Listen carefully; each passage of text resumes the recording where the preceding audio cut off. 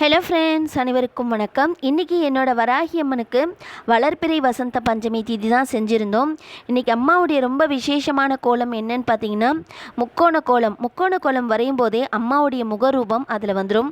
அது மீது பஞ்சமுக தீபம் ஏற்றிட்டு அம்மாவுக்கு ரொம்ப விசேஷமானது மஞ்சள் கலந்த பச்சரிசியை செஞ்சுட்டு தலைவாழை விரித்து அதன் மேலே தேங்காய் தீபம், பச்சரிசி மேலே தேங்காய் வைத்து இழுப்பை எண்ணெய் ஊற்றி தீபம் ஏற்றி என்னோடய வராகி அம்மனுக்கு இன்றைக்கி ரொம்ப சிறப்பாகவே பூஜை செஞ்சுருந்தேன்.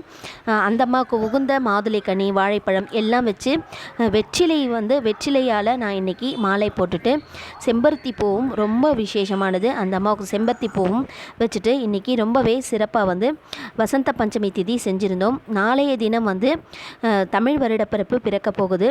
நாளைக்கு முருகருக்கு ரொம்ப விசேஷமான நாள், வளர்பிறை சஷ்டி நாள். நாளைய தினம் தேனும் தினைமாவும் வைத்து வழிபட்டு நற்பலனை அடையலாம்.